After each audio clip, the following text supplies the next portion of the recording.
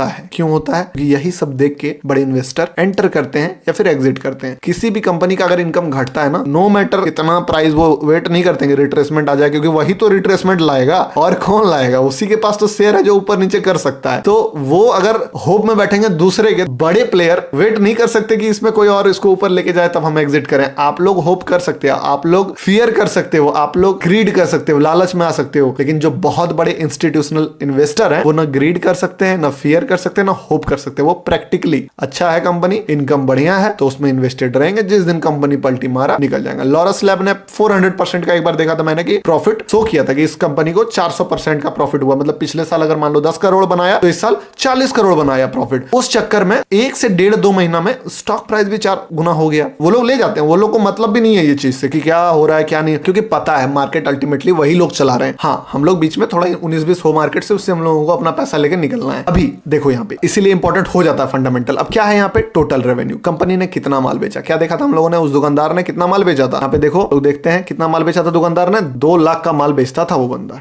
उसने 2 लाख 1.5 लाख, तो समझ गया टोटल रेवेन्यू। EBITDA वगैरह ये सब चीज अभी छोड़ दो, जानना हो तो जानो, ठीक है। बाकी मैं कंफ्यूज कर दो, बाकी मैं आपको कंफ्यूज नहीं करना चाहता हूँ, सिंपल रखना चाहता हूँ। दूसरा चीज देखो, नेट इनकम कितना बेचा, ये सब जो भी टैक्स था, profit after tax, earning before, सब ठीक है। अभी जो चीज है वो है नेट इनकम। ये बताओ मोटा मोटी, जैसे हम लोगों ने यहाँ दिया, ठीक है तुम्हारा बिजली बिल कितना गया, टैक्स कितना गया, हमको नहीं पता, ये सब करना है। तुम ये बताओ जेब में कितना आया, 50,000। वही चीज में हम लोग यहाँ पर जेब में कितना आ रहा है, 4600। कब? 2015 में। फिर कब? 2016 में। क्या ये बढ़ा? हाँ, 6000 करोड़। 2017 में क्या हुआ? घट गया यार, ये तो 3700 करोड़ हो गया रेवेन्यू। अरे यार, रेवेन्यू भी तो 1,03 करोड़ हो गया था बढ़ के। माल तो बिका ठीक ठाक, बिजनेस तो धंधा बहुत अच्छा किया, लेकिन इसका इनकम घट गया। जरूर कहीं ना कहीं इसका पैसा जा रहा है, या तो एक्सपेरिमेंट में जा रहा है, लोन देने में जा रहा है, कुछ तो गड़बड़ है, या तो फिर कुछ इन्वेस्टमेंट किया है इसने अपने प्रॉफिट से, ऐसा हो सकता है। 2018 ऐसे ही हम लोग करके ये चीज। अब इसके बाद ये 2 मैट्रिक्स तो बहुत इंपॉर्टेंट है। टोटल रेवेन्यू, हमने माल कितना का बेचा, जेब में कितना पैसा आया। तीसरा चीज क्या है? Earning per share. अब यहां से समझो कि जो भी आप शेयर खरीद रहे हो, अभी कौन सा शेयर है ये? भारतीय एयरटेल। एक शेयर का प्राइस है 866 रुपया। तो अगर मैं 866 रुपया में एक शेयर खरीदता हूं इस कंपनी का, तो एक शेयर पे कंपनी ने कितना कमाया। जैसे कि आप कितना उसमें इन्वेस्ट करने वाले थे, 10 लाख के कंपनी में, आप कितना इन्वेस्ट करने वाले थे? 1 लाख रुपए। तो मान लो उस कंपनी का एक शेयर का रेट होता है 1000, डिवाइडेड इंटू 1000 उसका प्राइस रख दिया उसने, तो टोटल कितना हो गया? 10 लाख। इससे वो 10 लाख को जस्टिफाई किया, हाँ 10 लाख को मैंने 1000 टुकड़ों में बांटा, 1-1000 का, तो टोटल 10 लाख होता है। तो एक शेयर का रेट कितना निकला? 10 लाख रुपीज। अब उस दुकानदार ने प्रॉफिट कितना किया था सारा चीज करके? 50 रुपीज का। तो एक शेयर पे 50 रुपीज का प्रॉफिट उस दुकानदार ने करा है। तो उसी तरह अगर आप भारतीय एयरटेल का एक शेयर आपके पास है, तो एक शेयर में कंपनी ने कमाया है 10 रुपए 42 पैसे इस साल में। फिर 2000 इतना में इतना कमाया है, 17 में 8.77 कमाया है, 2018 में 2.48 रुपीज कमाया है। ऐसा क्यों हुआ था पता है? 2018 जियो के कारण, क्योंकि बहुत मार्केट, फिर वहां से पूरा मार्केट बदल गया। देखो कहां तक लेके चला गया। देखो फंडामेंटली है यार, भाई लॉस में लेके चला गया कंपनी को। भारतीय एयरटेल का हम लोग एनालिसिस कर रहे हैं, ऐसे रैंडमली उठाया था, बट देखो कैसे समझ में आता है वो चीज। जियो से पहले क्या स्थिति था इसका? मस्त कंपनी कमा रही थी, ठीक है, अब चीज बढ़ रहा था। देखो आप देखोगे ना रेवेन्यू इसका, हमको लगता है डिक्लाइन, हाँ डिक्लाइन हुआ, रेवेन्यू डिक्लाइन होने लगा जियो के आ जाने से। क्यों मार्केट नहीं भागा? कितना टाइम पास किया। शेयर देख के नहीं समझना होता बिजनेस में कैसे बदलाव हो रहा है। यहाँ देखो बेचारे का 13 रुपए का इनकम जो पहुंच गया था 2016 में, वो पर शेयर 8 रुपीज पे आ गया, 2 रुपीज पे आ गया, 0.92 पे आ गया। और ये क्या भैया, ये तो 64 रुपया माइनस में चला गया। यानी कि कंपनी लॉस किया है उस साल। कितना लॉस किया था? Net loss. बिजनेस तो भले 91,000 करोड़ का कर दिया, बट इन्वेस्टमेंट वगैरह बहुत सारा करना पड़ा होगा 5G के लेवल पे पहुंचने के लिए, ताकि जियो से कंपीट कर सके, जिसके कारण नेट इनकम उसका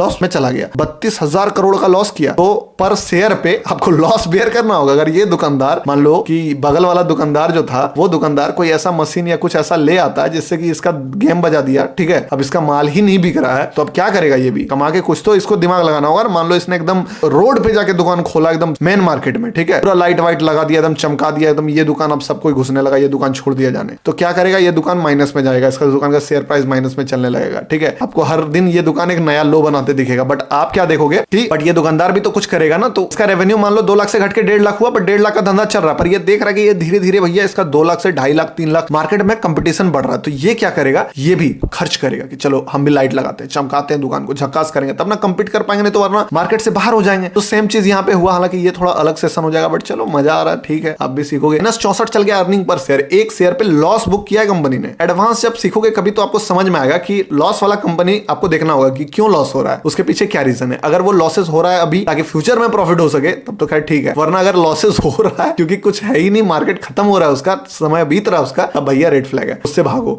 लेकिन अगर आज लॉस में है, इसीलिए आज लॉस में है क्योंकि कल उसको प्रॉफिट में जाना है, तो फिर चलता है भैया। तो ये 64 रुपए का लॉस, फिर 27 का अर्निंग पर शेयर गया, फिर 7 रुपए भैया, फिर से प्रॉफिटेबिलिटी आने लगा, फिर से प्रॉफिट 14, अब प्रॉफिट में आने लगा। तो जैसे जैसे मार्केट मूव किया, अगर इसका आप चार्ट खोलोगे, खोल ही देते हैं भारतीय एयरटेल, देखो आपको क्या दिखेगा। तो जैसे आप इसका चार्ट खोलोगे तो ये चीजें आपको यहाँ पे भी रिफ्लेक्ट होती दिखेंगी कि जो वहां हो रहा है वो लगभग यहाँ पे भी हो रहा है। ठीक है, अब क्या है, नेट इनकम देख लिए, अर्निंग पर शेयर देख लिए, अब इसके बाद ये सब छोड़ो। ठीक है, अभी दूसरा चीज क्या देखेंगे हम लोग, अब बैलेंस शीट देखेंगे। ठीक है, ये भी बहुत इंपॉर्टेंट है। कभी कभी शेयर आपको इतना अंडर वैल्यू पे मिलेगा, आईटीसी, ग्लैंड फार्मा था, जीएलएस था, ऐसे ही ट्रेड लिया मैंने, बताऊंगा आपको कैसे 50-50% बुक किया है मैंने इस चीज में, किस टाइप से, वो जानना जरूरी है। देखो